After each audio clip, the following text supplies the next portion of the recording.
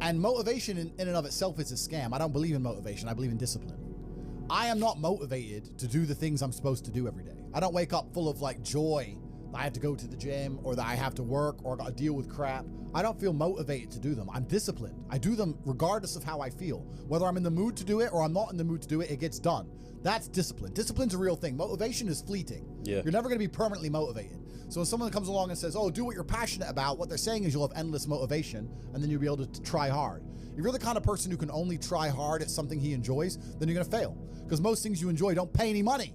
If they paid money, you wouldn't enjoy them. It's called a job, right? Nobody likes their job. You like your hobby. I'm sure you like playing video games. Maybe 1%, 0.1% can make money from video games, right? Most people, you ain't ever gonna make it. Yeah. Do you think the guy in China who owns a concrete plant is passionate about concrete? Do you think he's sitting there stroking it at night, naked in bed? Fuck no, it's money. Be passionate about success. If you're passionate about money, then you can be passionate about anything. I'll be passionate about any business on earth that pays me. If you pay me $1 billion to dig that hole, I'll be very passionate about that hole. I will dig that hole with passion for the cash. Yeah, because you know the cash. For the money. Yeah. That's right. So when people come along and say, oh, you need to find something you're passionate about, follow your passion.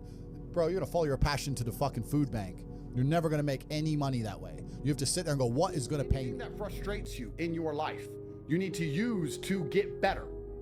The primary objective of your life as a man is to get better. If women are frustrating you, get better. If women are disloyal to you, get better. If women want rich jiggers, become a rich jigger. Win, fight, battle, war, win, endless competition. It's hard out here. Every man wants the same bitch. You're out here to win. Fight, try, don't give up, dedicate yourself, motivation, perseverance, indefatigability, perspicacity, double down. Take risks. Fight to the end. You can get an ass kicking. I've got ass kickings, but you don't quit. You fucking stand up there and you fucking take your beatings like a fucking man. Stop crying. Stop complaining. Stop complaining about the political system. Stop complaining about the tax structure. Stop complaining about women. Stop complaining. Stop and fucking work. Work. Before they lack energy and they lack motivation. And I said, nobody lacks energy and motivation. You just focus it in the wrong directions. I would guarantee if you find a person who lacks energy and motivation, he's trying to get girls all day, he's messaging girls on Instagram all day who ignore him.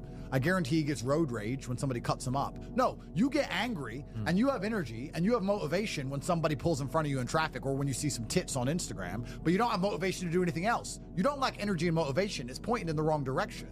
And as I've said on many podcasts before, if you have two people inside of a haunted house and there's a noise in the night, the one who doesn't believe in ghosts will assume it is wind and go back to sleep. The one who believes in ghosts will assume it's a ghost. He will then wake up and panic and he will be afraid and he'll call an exorcist. It is the belief in the ghost that gives it power, not the noise itself. The reason I say depression isn't real is because now I can no longer become depressed because I don't believe it's life. Because I'll tell you something, most depressed people don't understand. Nobody gives a fuck. We all have our own problems. We all have our own issues. Nobody cares. You think being depressed and you can walk around and tell everyone, I'm depressed, I'm sad, and people are going to care. Nobody cares. They might pretend to care for a few seconds if they're a particularly nice person. But in general, nobody cares about you or your life besides you. And if you're not going to get up and work hard and go and try and get a Ferrari yourself, nobody's getting up every day and going to work every day to try and buy a Ferrari to give it to you. Nobody. So you either get up and do it, or you sit there and perpetually fail and stay a loser. And if you want to send me long emails convincing me why it's okay for you to be a loser because you have something called depression, I will ignore you and continue to be fantastic. So you can stay there and fail. I don't care. In general, most of these depressed people is massively overdiagnosed. They need to take some agency and responsibility for their own lives. And I believe if they stop believing in this cure-all excuse of depression and instead start believing in working hard and becoming the kind of person they know they could be, they'll feel a lot better. The number of people who have said the gym has cured my depression, then how is it a mental illness? If the gym cured your depression, how is it an imbalance of chemicals in your brain if going to the gym and dedicating yourself and working hard cured it? Explain that to me. It doesn't even make sense. It's, you know what it is? What did we say earlier about the Matrix trying to push all ideas that promote selfishness? What is depression besides ultimate selfishness? Depression isn't real.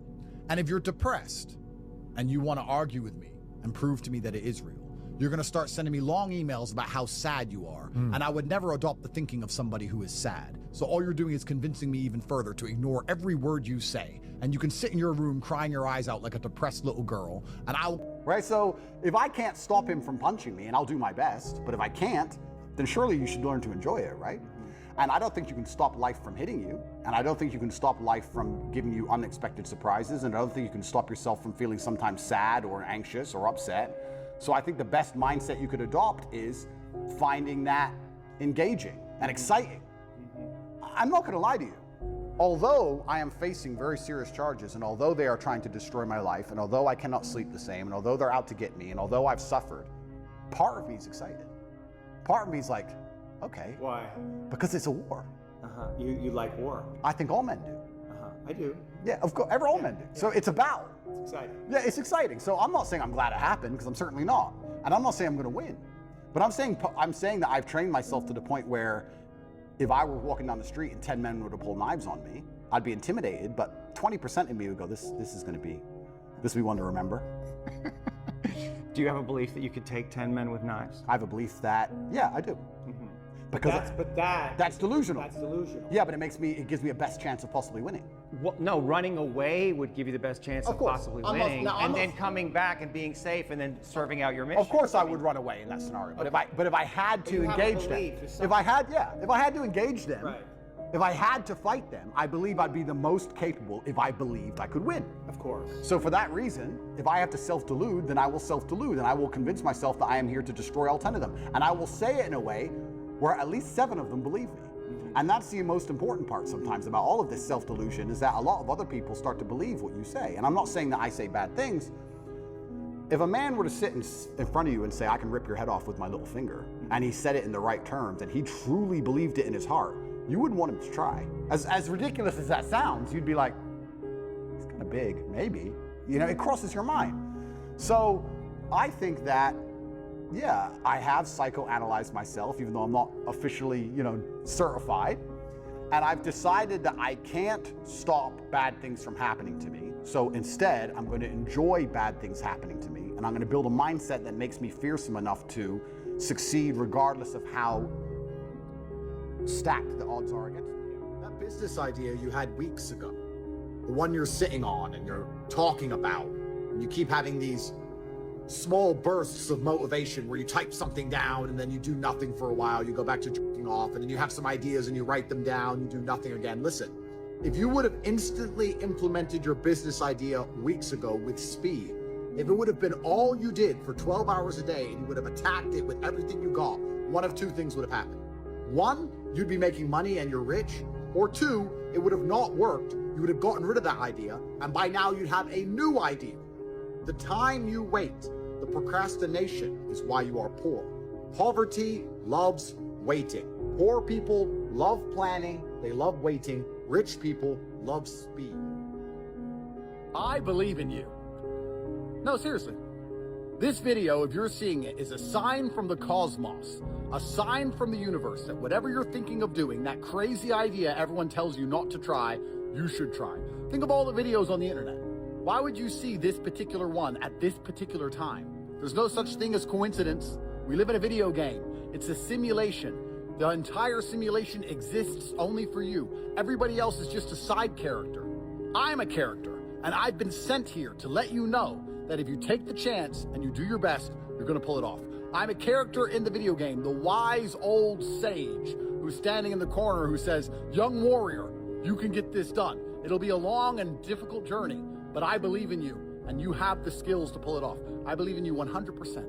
Whatever you're thinking of doing, you should go and do. There are so many people with worse ideas, with less talent, less work ethic than you who have pulled off miracles, and you can do it too. So this is a message from the top G to whoever is watching this video. You specifically, not to everyone, to you. This message is only to you. The entire simulation exists for you. You need to go and try.